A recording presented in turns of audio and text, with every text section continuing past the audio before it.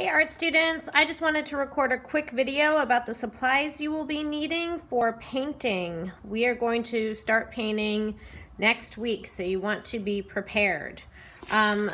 So most of the stuff that I'm going to show you is from the supply list that I gave you at the beginning of the year. If you picked up supplies from me, some of the things might look a little bit different, but they are definitely suitable for you to paint.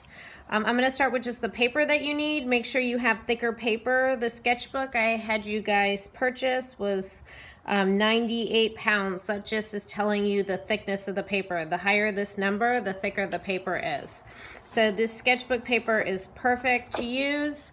If you picked up supplies from me, you received some loose white sheets of paper. So make sure you use those and not your sketchbook paper, because the sketchbook paper you have is much thinner. You will need a set of watercolors. The ones that I passed out probably aren't brand new, but they're fine, and they probably look something like this. If you have a different brand, it's probably not a big deal. I like Prang, though. They tend to be pretty decent quality.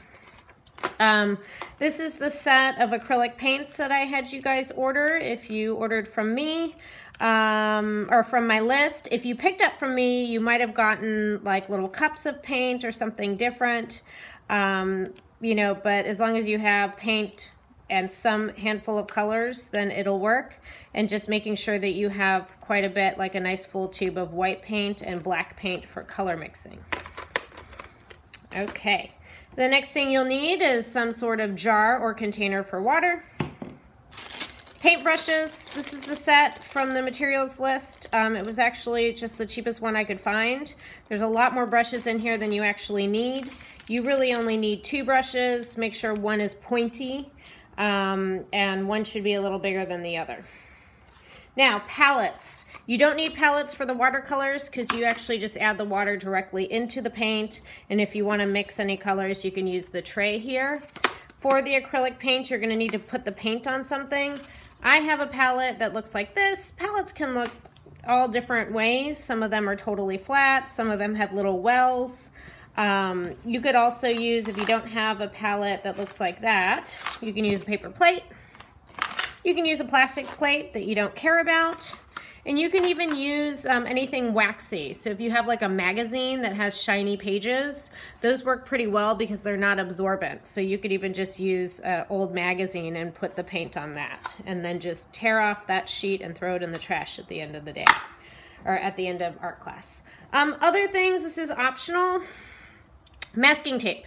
Blue tape works good. It's actually painter's tape.